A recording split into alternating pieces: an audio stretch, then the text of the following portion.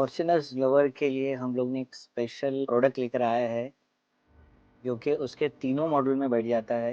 एक जो नया लेटेस्ट मॉडल आया है लीडर, और जो आपका लेजेंडर है और सिग्मा, ये तीनों मॉडल में इजीली फिट हो जाता है दोस्तों। और स्क्रीन का जो साइज़ है वो बिल्कुल 13 इंचेस का डिस्प्ले है, और साइड में पियानो ब्लैक उसका फीचर्स दिया है, और फ्रेम भी एकदम क्लासी दिया है उसकी। उसके साथ साथ इसमें मिलने वाला है आपको 360 भी कंपैटिबल है, और इतना स्मूथ चल रहा है दोस्तों, ऐसा लग रहा है कि ये मैं कोई फ़ोन चला रहा हूँ, इतना स्पीड चल रहा है।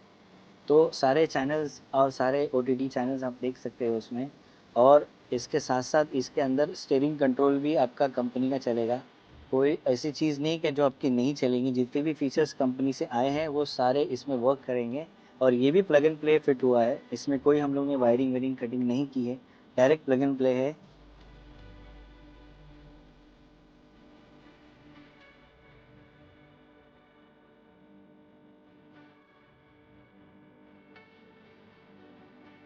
और हम लोग ने इसमें एम्बियंट लाइट्स भी फिट किया है।